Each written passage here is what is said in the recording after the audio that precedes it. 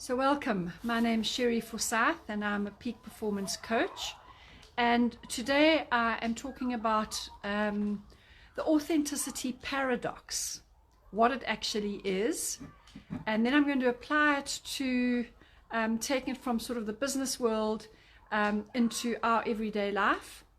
And I'm also going to give you a few quite very thought-provoking TED Talks on authenticity. So get pen and paper ready so that when I give you that list of TED Talks, you can jot them down. So in the theme of living an authentic life, what comes up particularly in the business world and when we're looking at leaders of teams within your business or the overall leader of the business, we are told about a thing called the authenticity paradox. So what is that? The TED Talk, or the lady that really introduced the term, is a lady called Dr. Herminia Ibarra. That's Ibarra. And it's entitled The Authenticity Paradox. She's a Harvard professor, and so she's done a lot of research on this and essentially making it very user-friendly and very easy. What the authenticity paradox is, if we're looking at it from a business perspective now, let's say that you as a person and as a leader are quite authoritarian in your way. The values that are important to you are to be very decisive, to be very controlling, because in your opinion, that's what makes you come across as being a very strong leader. In other words, you really take the lead, you make the decisions. So let's say that that's the kind of person you are, and you then get employed by a company where the company's ethos and that of the management team is very different to yours. So let's say, for example, they are very democratic. They believe in speaking about things until consensus is reached. They encourage everybody to have their point of view, after which a decision will be made. Now, if you come into a situation like that, what's going to happen? If you remain as you are, your authentic person, in other words, being very decisive, not a lot of communication before a decision is made, if you brought that authenticity into your new team, would it be successful or not? Well, it probably wouldn't be, because of the ethos of the team that you've now come to lead. So what is your other option? Well, your other option is actually to become inauthentic, possibly, and embrace their way of doing things, which then for you come across as being inauthentic, and often that makes people disrespect you. So that is what the authenticity paradox is that sometimes when we are authentic, we lose the relationships, or we lose the success of the team that we are part of. So let's have a look at applying that to everyday life, not just in the business world. So let's look at an example where you are new to a town, you've got children at school, and you obviously are like we need to be belonging, we need to be accepted, we need to have friends, we need to be socializing. But let's say that the particular friendship group is kind of the A team.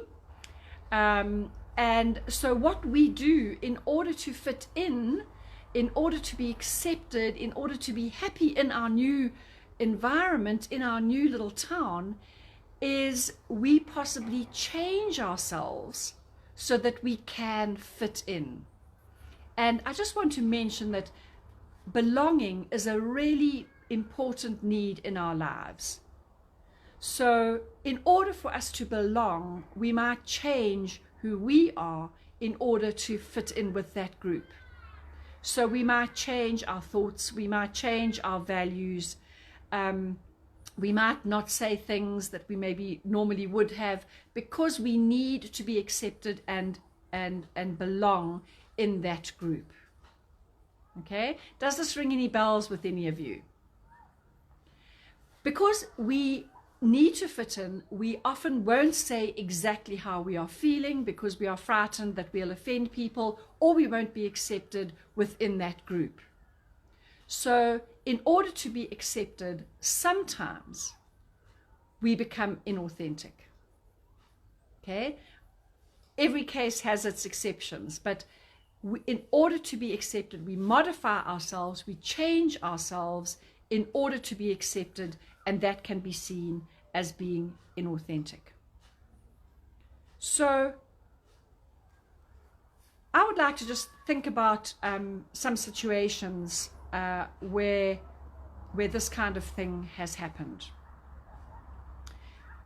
And what happens as soon as we change ourselves to be part of a group, we are fractured, we are much weaker than we normally would be. And also, if we are changing too much about ourselves in order to fit into a group, we have to question whether the ethos of the group is one that we want to belong to. And many times, that group that is seen as the one we want to belong to is like the A-team. Okay, many times that is based, the A-team, the popular kids at school can be the ones who are quite, what's the word, shallow. There is no real depth to them. As long as we're having a good time, we're having the fancy overseas holidays, we are driving the right cars, our children are at the right schools, and we are in the right jobs, then life goes swimmingly. But what happens when tough times hit? Are those people still around for you? And I'm sure the answer to that question will probably be no. They won't be there for you if you are going through a difficult time. So then you've got to question the nature of that friendship anyway.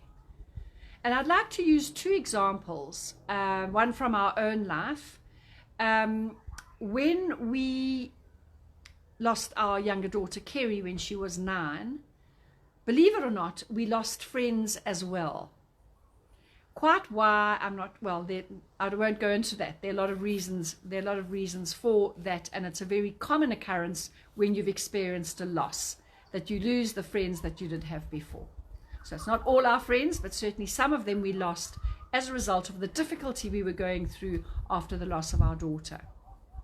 Okay, I can think of another example where if this couple lost all their money, they invested in bad business and lost all their money, and as a result of them losing all their money, they lost their friends as well. So I think what I'm trying to say is that when you have to change yourself too much to fit in with people, what are you doing?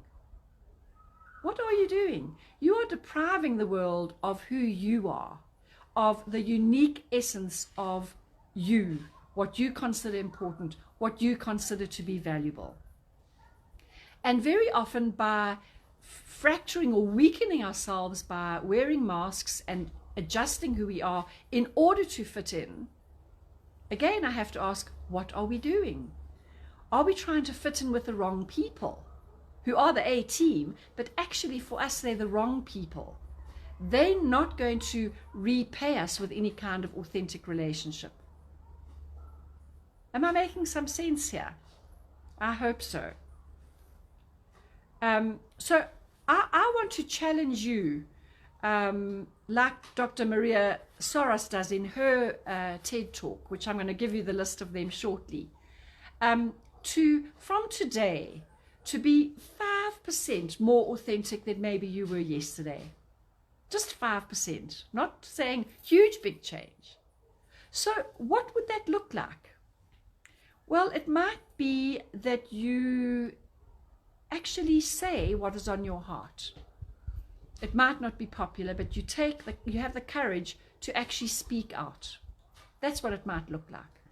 It might also look like the fact that you live your values instead of just paying lip service to them.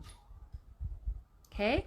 It might also mean that you say no to some social functions that maybe are not going to be good for you, or you find that it's going to be quite stressful to be there, even though in the eyes of the A team, that is the thing to do. So maybe you need to listen to your heart and say, actually, I don't want to be with those false people. I would rather be sitting at a braai with two of my favorite couples, rather than going to the social function that will do my reputation any good. What it might also do is, if you are going to be 5% more authentic, it might be that you open yourself, you do something, and it might open you to criticism. So we have to have the courage for that. But I challenge you to be 5% more authentic today than you were yesterday, and keep that going every day. So let me give you a few TED Talks that are really thought-provoking. The first one, obviously, is the lady who's talking about the authenticity paradox, Dr. Herminia Ibarra, and the name of that TED Talk is called The Authenticity Paradox. Then Mark Robbins is very well known, and his talk called The Power of Authenticity is well worth a listen. So that's Mark Robbins, spelt like Tony Robbins, as in Rowbins, and the name of his talk is The Power of Authenticity. The next one, I've already referred to her, Dr. Maria Saros. She gives a beautiful, very soulful talk called Living an Authentic Life. So that's Dr. Maria Saros, Living an Authentic Life. And then a very interesting chap, Gabor Mate, gives a talk called Authenticity versus Attachment. And what he's saying is that when we're born and as we're young, we need to be attached to our parents, otherwise we would die. But sometimes we get to a point where we have to stand on our own 2 feet. We have to have our own values. In other words, we have to step into authenticity. So he is speaking about the authenticity versus attachment issue. And then the last one is Dr. Carla Harris. Sorry, I'm not sure if she's a doctor, but Carla Harris is again, The Power of Authenticity. All of these are TED Talks. And I want to challenge you with how Carla Harris opens her talk. No one can be you better than you can. So that is the thought that I'm going to leave you with. Take the pressure off. Your whole body will relax and just go, that feels good. When you have the courage to be authentic rather than inauthentic. So the challenge from Carla Harris is, no one can be you better than you can. So go out and do it. As always, thank you so much for your time.